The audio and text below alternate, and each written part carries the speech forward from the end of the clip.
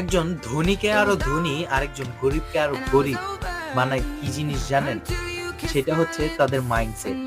হ্যাঁ, আমি লাস্ট ভিডিওতে বলেছিলাম যে একজন ধনী ব্যক্তি তার সময়কে কিনে নেয়, আর একজন গরিব ব্যক্তি তার সময়কে বিক্রি করে দেয়।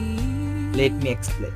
একজন গরিবের 1,00,000 টাকা ইনকামের জন্য তার সময় লাগে 1 বছর, কিন্তু অন্যদিকে একজন ধনী ব্যক্তি সেম টাকা ইনকাম করার জন্য লাগে 1 দিন অথবা 1 সপ্তাহ। ঠিক ওই ধনী ব্যক্তি তার ওই 1 বছরের সময়টাকে কিনে নিয়েছে তার ওই একমাত্র বিজনেসের মাধ্যমে। আর গরিব তার সময় বিক্রি করে কিভাবে জানেন?